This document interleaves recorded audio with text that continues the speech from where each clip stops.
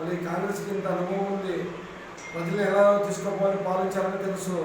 మళ్ళీ ఎందుకంటే బీజేపీ ప్రభుత్వము ఈ 10 ఏళ్ళలోన ఎంత మన భారతదేశం 30 ఎన్నికలు తీసుకుపోయింది.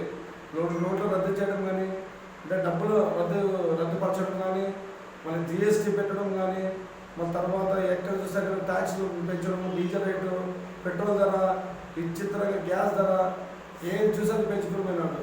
మరి దీనికి ఎవరు నేను అడుగుతున్నాను. ప్రజలకు ఇండియా కంటే ప్రజలకు సేవ్ చేసేది చూసుకోవాలి కానీ మనకు ఏ విషయంలో తీసుకోకపోయి ఏ ఐటెంలో తీసుకోకపోయి బీజేపీ అయితే కంపల్సరీగా బాధవుతుంది ప్రజల మీద. మరి అటువంటి ప్రభుత్వం ఓటు చేస్తే మన భవిష్యత్తు నాశనం అవుతుంది. ఒక్కసారి ఆలోచించండి ప్రజలారా. ఈరోజు ఎందుకంటే గతంలో మీరంతా కాంగ్రెస్ ప్రభుత్వం చూస్తుంటే ఇది కొత్త ప్రభుత్వం కాదు. ఈ పార్టీ నుంచే ఈ అన్ని పార్టీలు పుట్టింది. ఈ కాంగ్రెస్ పార్టీ నుంచే బీజేపీ పుట్టింది. ఈ కాంగ్రెస్ నుంచి ప్రపంచం నుండి